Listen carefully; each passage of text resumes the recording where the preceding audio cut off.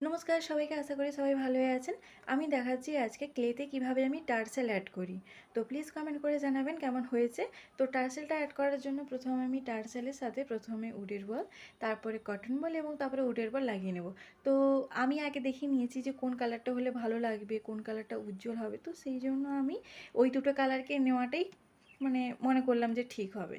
তো পদ্ম জলের কালার হিসেবে আমি স্কাই কালার নিয়েছি। তো সেই জন্য আমার স্কাই কালার নেওয়া। তো কমেন্ট করে জানাবেন যে কেমন হয়েছে। আর আমি সবসময়ের জন্য ক্লে অ্যাটাচ করার জন্য ক্লেটাকে নরম ক্লেটাকে ইউজ করাটা বেশি পছন্দ করি। আঠা দিয়ে ক্লে দিলে কেন জানি না খুবই মজবুত হয়, শক্ত হয়। তো আমি সবসময়ের জন্য ওইটাই দিয়ে থাকি। প্রথমে আঠা দিয়ে তারপরে ক্লে দিয়ে অ্যাটাচ করে থাকি। প্লিজ কমেন্ট করে জানাবেন আপনারা যদি টার্সেলে ভিডিও দেখতে চান তাহলে।